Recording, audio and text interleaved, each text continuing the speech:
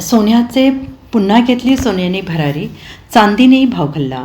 जळगावच्या सराफ बाजारात सोन्या आणि चांदीच्या दरात मोठी वाढ झाली आहे. सोन्याच्या दरात तब्बल 2,600 रुपयांची तर चांदीच्या दरात 3,000 रुपयांची वाढ झाली. आता या दरवाढीमुळे सोन्याचा दर हा GSTसह 1,50,380 रुपये प्रतितोळा एवढा झाला आहे, तर चांदीचा दर 1 किलोमागे GSTसह 2,39,990 रुपये एवढा झाला आहे. महिनाभरापासून प्रचंड घसरण होत असलेल्या सोन्या आणि चांदीच्या दरात गेल्या 6 दिवसात मोठी वाढ झाली आहे.